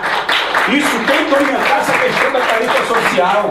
Pobre tem que ter direito ao conforto térmico, sim. E quando a gente vai para São Paulo e para qualquer outro lugar, a gente defende que essas novas tecnologias que estão lançadas no Brasil, de energia solar, de questão de tudo tem que ser primeiro de benefício aos mais pobres. O que a gente fez na Babilônia em parceria com a Eternit? A gente colocou as primeiras telhas que geram energia. Então a telha do morador, da moradora, na verdade que são idosos, era de amianto, cancerígeno, muito quente. A gente troca e traz uma questão do conforto térmico para isso. Então o que a concessionária faz, nada menos, é criminalizar os pobres. Está criminalizando a pobreza. A cobrança por estimativa, eu não poderia sair daqui sem falar essas questões da gente dizer o que essa concessionária faz, não só a Light lá no Rio de Janeiro, mas em outros lugares, é um crime. Se você tem uma pessoa que está com uma equipe de médicos, aí olhando, uma junta médica, Essa pessoa está entubada. Se chega alguém leigo, desliga aquilo ali, é o que? Uma tentativa de homicídio. Quantas pessoas onde é que vocês moram aqui? Quantas pessoas onde é que vocês moram aqui estão acamados? Ela falou que tem um filho deficiente. Quantas pessoas onde é que você mora aqui estão acamados? Se a Light desligou, a concessionária desligou, é tentativa de homicídio, sim. Está tirando a vida dos mais pobres, sim. E a gente tem que dizer que não tem essa de rede que tem uma qualidade, que foi falado aqui, do pavãozinho Cantagalo, que em frente a Ipanema, que é o metro quadrado mais caro que a gente tem no Rio de Janeiro, lá não falta luz. A gente aqui que está aqui, que é de favela, sabe, todo Natal falta energia na favela, né? O que era ventilado pra gente? Não, porque você recebe muito parente de vocês, mentira, isso foi ventilado, isso é mentira. Isso aí é para botar energia para rico e tirar dos pobres. Então energia solar, e a gente quer fazer isso. A gente mostra que é possível a cooperativa. E outra, a gente tem que imaginar, quando você cria uma cooperativa numa área pobre, Adriano, você no automático, ela quando tem o seu desconto, ela vai gastar dentro do próprio território. Pobre gasta com pobre.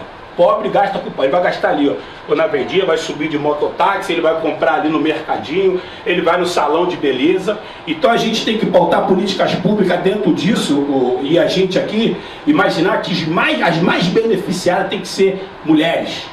Tem que ser as mulheres. Emprego verde, mulheres. Entendeu? Tarifa social, mulheres. A Sara falou uma coisa que é verdade. A pessoa vai lá no CAD único, aí é para saber quanto você ganha. Já tem que mudar essa pergunta. Você tem tarifa social? Não tem, vai ter agora. A gente tem que parar de ficar dando volta ao mundo, entendeu? Tem que parar de ficar dando volta ao mundo. As pessoas têm que ter direito à tarifa social. 70% dos brasileiros não sabem que tem direito à tarifa social. Você sabia disso? 70% dos brasileiros não sabem. Então quem sofre é quem está na ponta. Quem sofre é quem vai comprar o arroz e o feijão. E quem vai comprar o arroz e o feijão é quem? Sempre são as mulheres que são mães solo, mulheres que sofreram violência. São essas mulheres. Tá lá a MAC. Tá lá a MAC. Só você olhar para a MAC, o projeto que faz a MAC. E a gente tem que culpar esse governo. A gente tem que dizer que esse governo tem que desenrolar mesmo com as periferias e fazer isso que foi falado na nossa reunião ontem, integração entre os ministérios. Fazer essa integração entre os ministérios, parar com esse negócio, que vai chegar em um, aí depende dele, vai ficar um jogando pro outro, tem que resolver, a gente tem que resolver. A gente votou nesse governo para acabar com a fome, para acabar com todas essas questões, para beneficiar os mais pobres. Obrigado, pessoal, desculpa aí.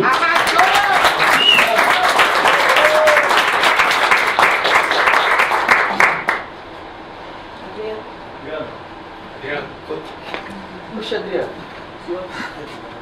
Bom dia a todos e todas. Meu nome é Adriano, tenho 37 anos. Sou morador da Babilônia, em Chapéu Mangueira, onde sou liderança comunitária e também hoje faço parte da Revolução Solar. E eu gostaria de compartilhar algo aqui com vocês que eu nunca compartilhei com ninguém, com nenhum dos meus colegas de trabalho. Eu sou filho caçula de uma família de 7 filhos, né? E durante toda a minha infância até a adolescência, minha mãe sem condições de pagar a conta de energia, a gente viveu num gato. Isso não é uma coisa que me dá orgulho, né? Eu não falo isso pra ninguém, acho que eu nunca falei pra ninguém.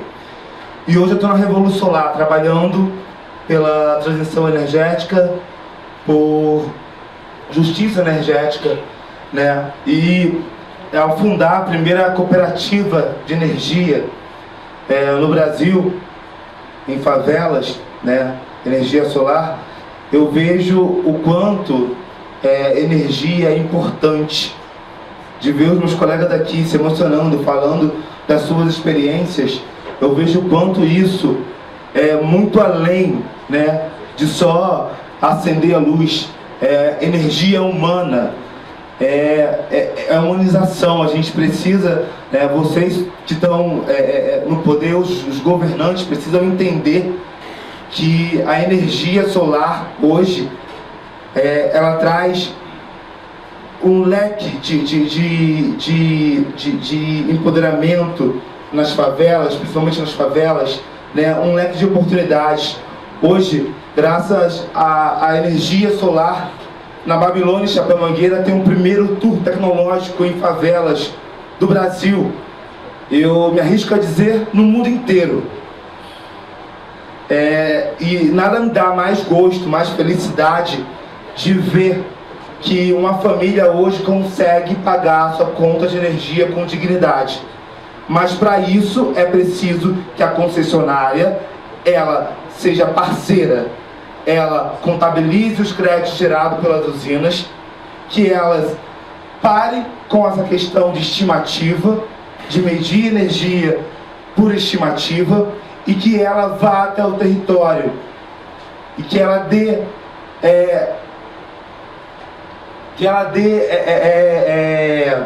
dignidade, que ela dê oportunidade das pessoas hoje dentro da favela instalarem seus medidores, porque é isso que a gente enfrenta hoje nas favelas, a concessionária se negando a prestar serviço para os mais pobres, para os pretos.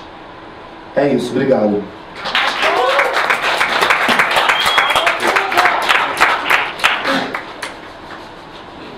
Bom dia a todos, meu nome é Otávio Alves Barros, eu sou morador do Vale Encantado, comunidade do Vale Encantado, Alta Boa Vista, Rio de Janeiro.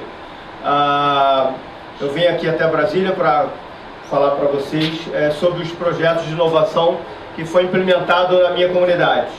É uma comunidade que foi esquecida e é esquecida pelo poder público ao longo de muitos anos, e por morarmos na borda da Floresta da Tijuca, uma das maiores florestas urbanas do Brasil e do mundo,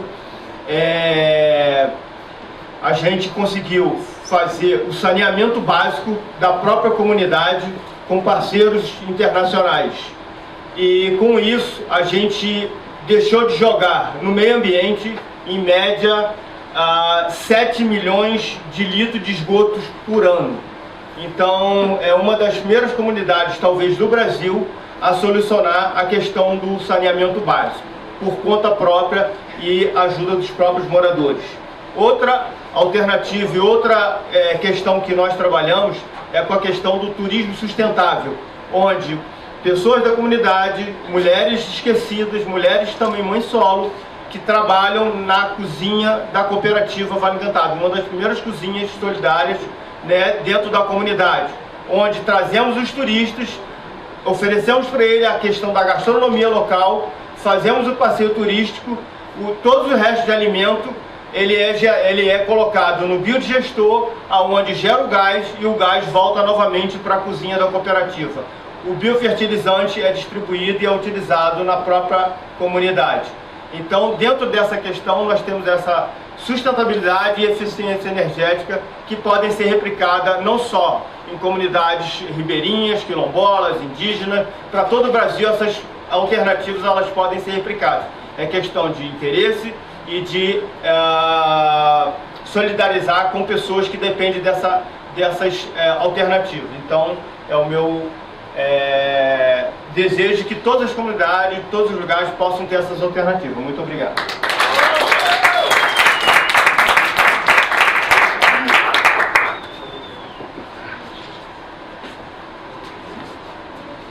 Bom dia, senhoras e senhores. Meu nome é Luiz Cassiano. Eu sou da favela Arará, Benfica, zona central do Rio de Janeiro. E estou aqui para contar uma história sobre telhados verdes, né? Eu sou uma pessoa que transpiro bastante. Eu fui criada na Mata Atlântica, então eu tive muita aproximação, né, com a natureza, e no decorrer da minha vida eu fui morar numa favela. Saí de uma selva para uma selva de pedra, né? Então, o que acontece? Eu chegando lá, eu descobri, né, que eu transpirava muito mais nesse ambiente. E aí eu tive que buscar uma solução. Que solução é essa? Que é um telhado verde, né? O que seria um telhado verde? Quando eu tive a primeira aproximação com esse nome, né, confesso que eu fiquei imaginando, será que é pintar um telhado de verde, né? O que seria um telhado verde? E hoje eu vejo que é uma solução, né, leve para a favela. A gente usa uma técnica leve, que é condizente com a estrutura da favela, né? Então, e essa técnica, ela já chegou, a gente teve um recorde, medindo com o pessoal da UFRJ, chegamos a uma diferença da minha casa para a casa do vizinho de 15 graus, então é extremamente relevante, né? E com essa técnica a gente, além de vários benefícios, né, como qualidade de vida, atenuar a temperatura da casa, logicamente, a gente ainda tem a redução da energia, né? A gente reduz porque usa-se menos ventiladores e ar-condicionado. Então, eu estou aqui em Brasília, né, para dizer que é possível as favelas terem também telhados verdes, não deixar só esses telhados verdes para quem tem, né, poder aquisitivo alto nos shoppings, e dizer que é possível a gente ter telhados verdes na favela. Peço atenção a todos os parlamentares que tenham um carinho para esses telhados verdes na favela, porque vai ajudar muita gente, né, na atenuação térmica e com uma qualidade de vida. Muito obrigado.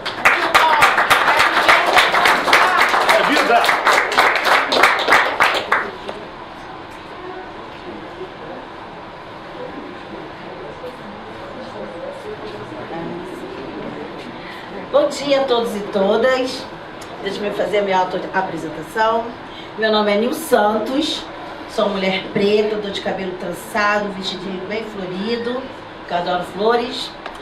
E vim falar com vocês que eu estou muito feliz, porque eu falo muito sobre gestão participativa. E hoje, nesta casa, está sendo feita uma reunião de gestão participativa, onde os invisíveis desse país, os sem rostos, estão sendo representados por 10 pessoas, líderes comunitários, que têm atuado no Rio de Janeiro. Mas hoje, nós não estamos aqui representando o Rio de Janeiro, nós estamos representando a população do Brasil. E hoje, foram falados, a gente já apresentou os problemas, né, Caio? Muito bem apresentado pelos meus companheiros. Mas eu quero falar com vocês hoje sobre esperança.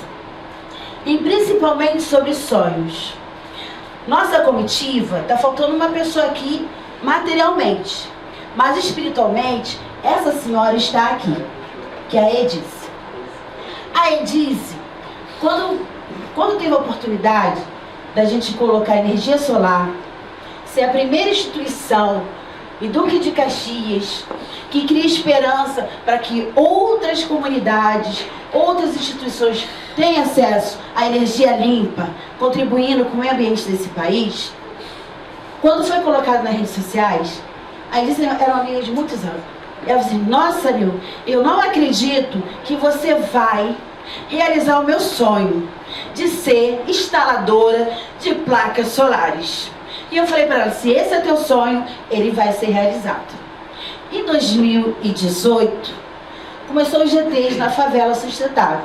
E quando colocou lá o GT de energia solar, mesmo entendendo muito pouco sobre energia solar, mas eu vi na energia solar a oportunidade de dar oportunidade a mulheres empreendedoras. Mulheres como eu, que foi vítima da violência doméstica, mas que sou uma mulher muito resiliente, porque eu sonho e o não sempre me faz impulsionar para o sim. Por isso que hoje eu estou aqui. Eu sou uma de milhões de mulheres vítimas da violência desse país. Mas eu não sou uma estatística, eu sou uma realidade de sobrevivência, porque eu estou aqui. E lá eu conheci um alemão chamado Seu Hans, que junto com a Tereza, me fez sonhar a oportunidade de não só ser a primeira instituição com a placa solares, que para isso não encheu meus olhos. O que me contemplava de alegria era saber que a placa solares também pode ser usada para melhorar os problemas que essas mulheres sofrem dentro das favelas. Porque nós podemos implantar o curso para essas mulheres, elas podem empreender dentro da sua comunidade e ela pode ela pode levar a sustentabilidade para dentro da sua casa. Porque uma das coisas que a gente mais ouviu na nossa pesquisa é: ou eu pago a conta de luz ou eu como. E nós não podemos pensar em combater a fome se a gente não combate os personagens que levam essas famílias até a fome. Então, essa é a minha história, mas a história de milhões de brasileiros. E aí, né, Tereza, eu sempre falo, né? Quando a gente pensa em natureza, existe uma flor dentro da natureza que nos ensina como produzir energia, que é o girassol. Porque as sementes de girassóis são cápsulas de energia, por isso que ele fica o tempo todo virado para o sol. Porque quando o tempo fecha, ele vira um para o outro e troca essa energia. Mas ele espalha sementes. Então hoje, nós não vamos só fazer uma provocação. Nós viemos aqui, enquanto comitiva, espalhar sementes. E hoje, todos vocês estão aqui, é mais uma semente desses girassóis que está aqui hoje, produzindo muita energia. Muito obrigada.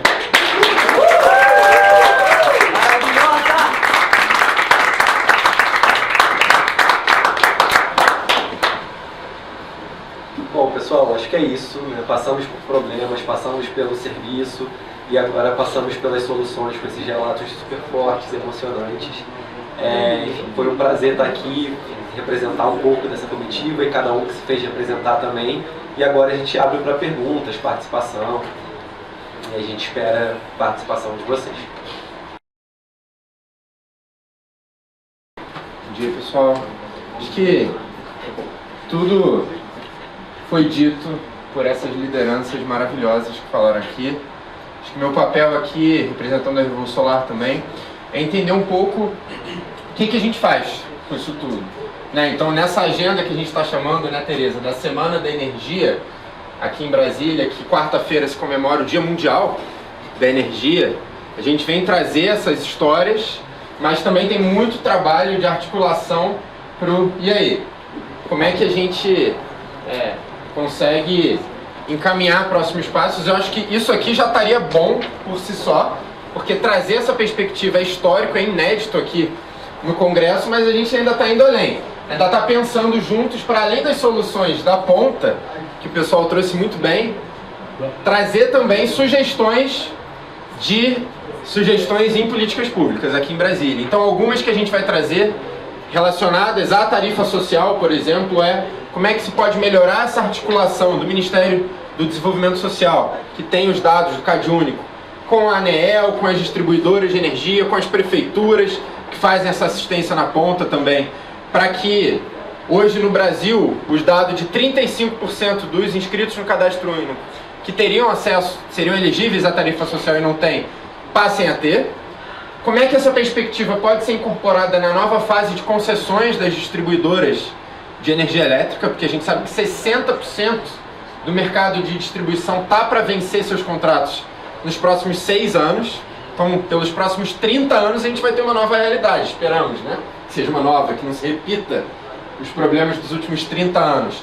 Como é que a gente pode propor que a ANEEL regulamente, fiscalize? Aqui, acho que essa casa tem um papel importante, está se discutindo a definição das diretrizes para essa renovação de concessões. A Câmara está debatendo isso, o governo federal também. Hoje a gente vai estar no Ministério de Minas e Energia, vai estar na ANEEL e outros ministérios também para debater esses pontos. E aí também, como é que a energia solar social pode ter um papel nisso. A gente entende esse papel fundamental da energia solar, entende que ela também não é a única solução para tudo isso. As distribuidoras têm que ser cobradas para fazer o seu serviço bem feito, e o poder público também. A tarifa social vai continuar tendo um papel importante, só que a energia solar pode ter um papel, e aí tem projetos de lei sendo discutidos aqui também. Há 2 semanas atrás foi aprovada nessa casa, na Câmara, o PL 624, que trata sobre um novo programa de acesso à energia solar para baixa renda. Mas a gente já teve, em 2022, a sanção da Lei 14.300, que traz o marco legal da geração distribuída, também com outro programa. Então foi muito bem falado aqui que lei já tem. A questão é que essas leis não estão sendo postas em práticas. A gente, em 2022, teve a aprovação do Programa de Energia Renovável Social, que diria que traria justamente isso. 2 anos se passaram, 2 anos e meio se passaram. Quantos projetos foram implementados por esse programa? Alguém adivinha? 1, 2, 10, 20? 0. Então assim, a gente precisa discutir qual é a qualidade dessas leis, se essas leis têm realmente esse objetivo ou se estão sendo leis para inglês e para petroleiro ver, e qual é o papel que elas estão tendo na ponta, porque hoje elas não estão tendo nenhum, nem a lei da tarifa social, hoje ainda não temos a lei das concessões, então é importante que essa diretriz seja incorporada com esses aprendizados, com esses dados aqui, e também essa lei que foi agora para o Senado, incorpore os aprendizados de vocês e de nós, que estamos há anos fazendo isso. E aí, só para fechar, para dar um gostinho, a gente vai na audiência pública falar muito mais sobre isso na quarta-feira. Para quem não sabe, a gente vai fazer de manhã uma audiência pública aqui, no anexo 2 da Câmara também, vai trazer mais propostas. Mas uma que a gente traz é que o programa de geração distribuída social, energia solar social, não substitua a tarifa social, que as duas sejam políticas complementares. As leis passadas aqui estão querendo acabar com a tarifa social e impor um programa de geração distribuída social que não chega para ninguém. Então uma das principais propostas que a gente tem é: mantenha a tarifa social, faça chegar em quem precisa, ainda falta 35% no Brasil, vocês estão mostrando que nas favelas é 80%, 90%. Então, primeiro, faça chegar em quem precisa e complemente ela, porque a tarifa social só vai até 220. Poxa, se você tem 30, 50, você tem ali o desconto de 70, 60.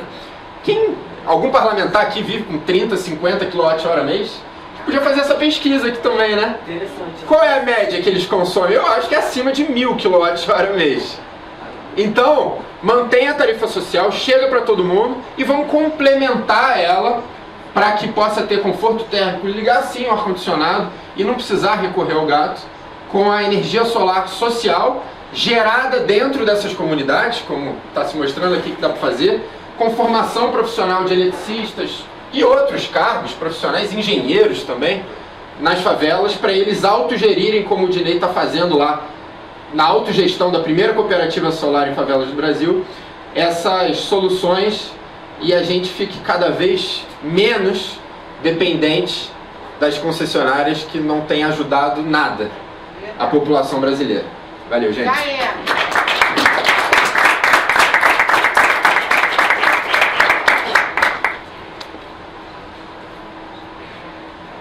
Mais alguém quer fazer uma fala, quer fazer uma pergunta? Pode ficar à vontade. Só vou pedir para vocês lembrarem de se apresentar antes de dar a fala, por favor.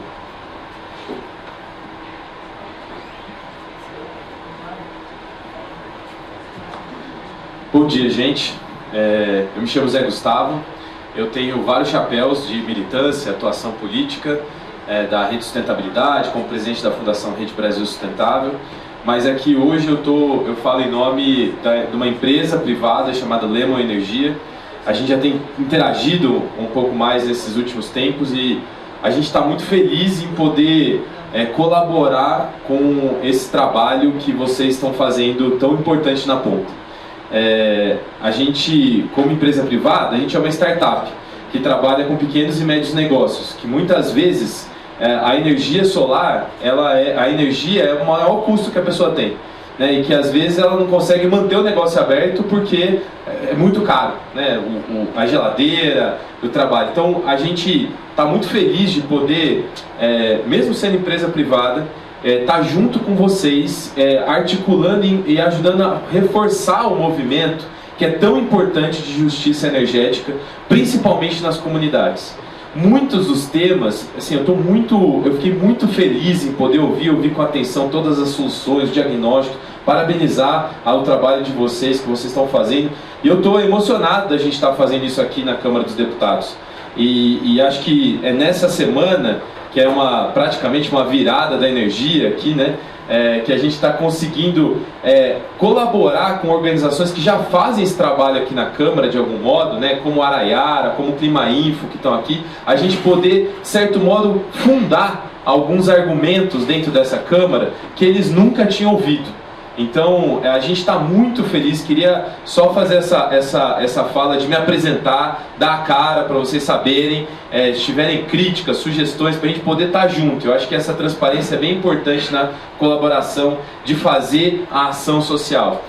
E dizer que vamos juntos essa semana toda de trabalho, sensibilizando parlamentares. Muitos parlamentares não tiveram aqui semana passada, a gente passou em gabinetes, convidando para essa reunião, para audiência pública. Depois a gente vai passar entregando também os relatórios, ajudando nessa mobilização. E eu acredito de verdade que depois dessa semana, alguns argumentos que antes não eram percebidos, vão ser percebidos por essa Câmara dos Deputados e a gente conseguir adensar e ter propostas concretas, leis que sejam efetivas, que às vezes não precisam de mais leis, elas vão ser colocadas em prática. E aquelas que forem colocadas, que não venham para sabotar os benefícios sociais da atuação que a gente está demonstrando aqui. Muito obrigado, gente. Parabéns.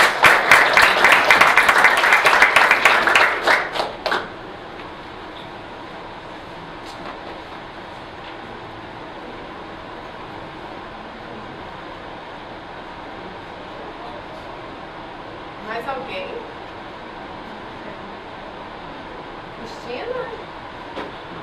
Parceiros do Araiara, ninguém tem uma pergunta? Não? Temos alguns assessores também aqui presentes? Não? Sim, por favor.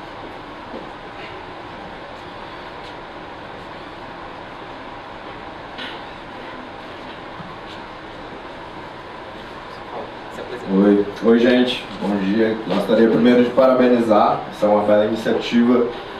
Meu nome é Lucas Maruba, sou indígena, represento aqui a Frente Parlamentar Indígena no Congresso Nacional e também represento a liderança do PSOL, da Federação PSOL Rede. E gostaria de dizer que essas iniciativas são muito importantes para subsidiar a gente aqui no Congresso Nacional, para estar participando dessa pauta junto a vocês. Quero deixar aqui o meu apoio para o que precisarem. Observei que vocês no relatório adicionaram pessoas indígenas também, e a gente fica feliz como indígena pelo fato de estar incluso nesses trabalhos, e para a gente poder contribuir com o que for necessário. A gente sabe que principalmente nas grandes metrópoles, os indígenas são muito invisibilizados. Rio de Janeiro é uma metrópole que invisibiliza muito a questão indígena, e ver que vocês se atentaram a isso é super importante. Contem com a Frente Parlamentar Indígena, ela é coordenada pela deputada Célia Chacriabá, de Minas Gerais, que sempre, a gente sempre está buscando essas saídas alternativas para essas mudanças climáticas que tanto afetam as pessoas negras, os povos indígenas, todas as minorias desse país. Então, contem com a gente para contribuir com esse projeto. Frente Parlamentar Mista Indígena, liderança do PSOL Rede, estamos juntos com vocês nessas iniciativas aqui dentro do Congresso, inclusive para articulações também junto a ministérios, a conseguir reuniões, por exemplo, com o Ministério dos Povos Indígenas, se for de interesse. A gente pode tentar fazer essa articulação nessa semana ainda. Então, contem conosco e é isso. Obrigado.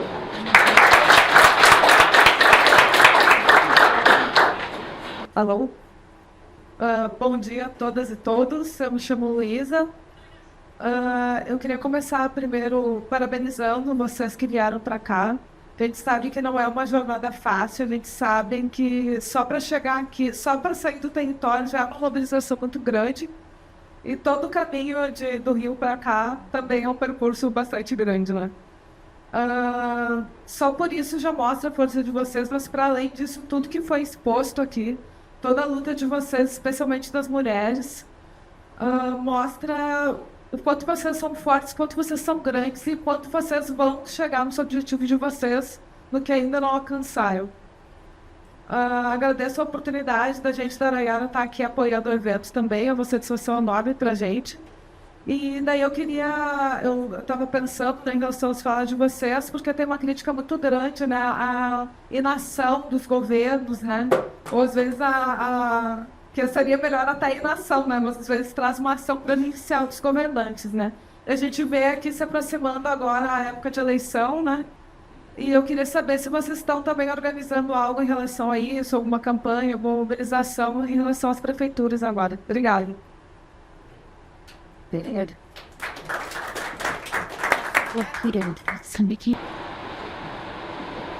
Gente, eu vou falar de novo, hein? Boa.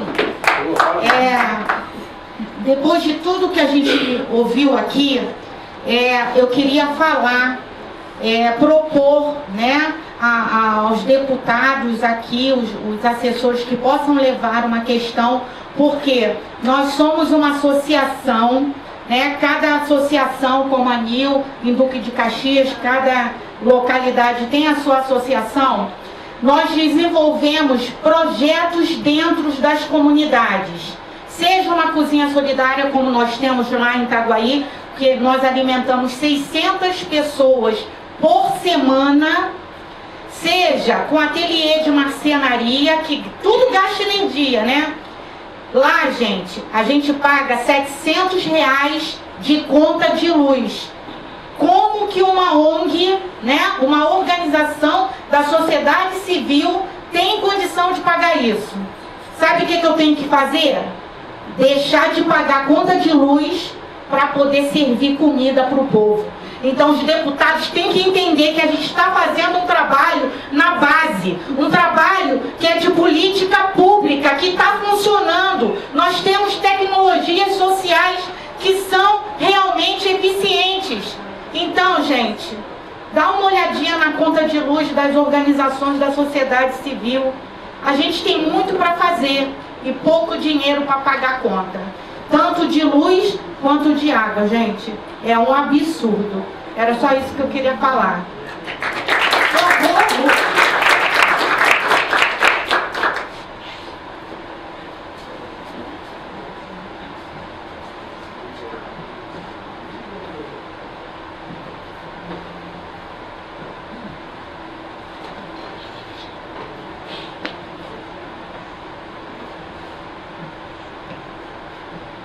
Obrigada, gente. A gente ainda temos ainda 9 minutos. Vamos aproveitar. Não, podemos mostrar? Tá. Não tem mais ninguém do público aqui que chegou hoje, que está nos conhecendo pela primeira vez, que queira se apresentar ou falar alguma coisa? Sim, pode ser, mas é bom no microfone, se... Tudo bem. Obrigada. Obrigado. Olá, bom dia. Meu nome é Leonel Rocha, sou advogado, sou de Salvador, Bahia, e fiquei muito feliz por esse projeto, porque eu sou um homem que nasci em favela e, graças a Deus, por muito trabalho de minha família, sou filho de garçom e de uma caixa de supermercado. E hoje sou um advogado trabalhando aqui no Congresso Nacional, que legal. Então nós saímos, né? E eu quero levar esse projeto para Salvador. Com quem eu falo? Não, eu tô falando sério. Com quem eu falo? É isso. Levanta a mão aqui. Meu irmão, isso é fundamental. Isso é vida.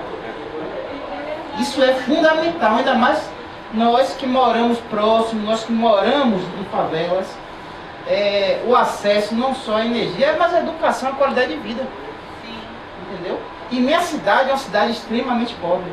Salvador é uma cidade onde 75% da população ganha um salário mínimo. Entendeu?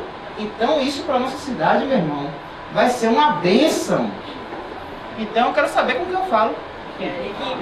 Pronto. Obrigado, pessoal. É só isso.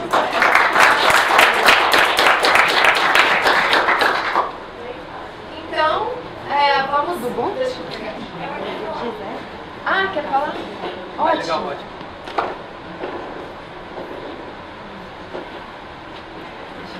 Bora, mulheres falando. É isso Bom aí. dia a todos. Eu estou aqui representando a FNA, Federação Nacional de Arquitetos. Hoje eu sou aqui a coordenadora do Sindicato de Brasília, mas queria parabenizar o estudo, eu acho que é essencial e assim, a nível nacional, né? Eu acho que a gente pode levar esse modelo para outras regionais, enfim. Na semana passada a gente teve um encontro com todos os sindicatos em Salvador e a gente montou um GT de qualificação, de cursos, enfim. Eu acho que é importantíssimo a gente entrar todas essas questões, principalmente as soluções, como é que foi feito esses formulários. Eu acho importante para a gente fortalecer a base e poder fortalecer também todas essas questões, essas lutas, né? Então vocês podem contar conosco. Eu acho que basicamente é isso. Tá? Estou à disposição e também estou igual a ele, com quem eu falo, para a gente poder fortalecer juntos, tá bom? Obrigada.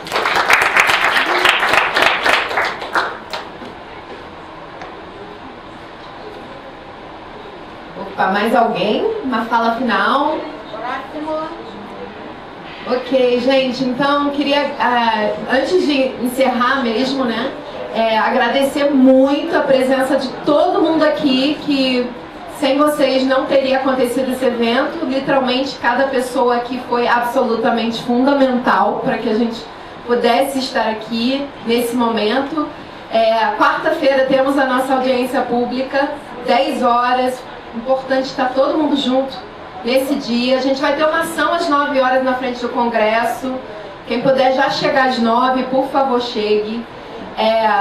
A gente filmou, tá transmitido no Instagram da Rede Favela Sustentável, mas a gente também vai pegar essa filmagem, organizar, disponibilizar. Então a gente pede que todos distribuem, divulguem essa atividade, esse evento. Foi o único momento que a gente juntou todas essas falas dessa forma, então eu acho que é um material importante de se divulgar, né?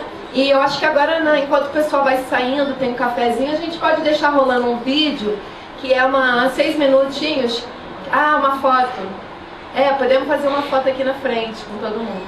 Aí a gente liga o vídeo, quem quiser dar uma olhada, ele está no canal da Rede Favela Sustentável no YouTube, que pode ser acessado também só indo tv.favelasustentável.org, já vai para o canal. E ele é uma compilação de vídeos mais extensos que apresentam o teto verde, o biossistema, a instalação solar lá em Duque de Caxias, né, que foram realizados, para que vocês possam conhecer um pouco mais essas soluções inspiradoras da ponta. Tá bom? Muito obrigada, gente. Vamos tirar uma foto então aqui na frente? Beleza, obrigada.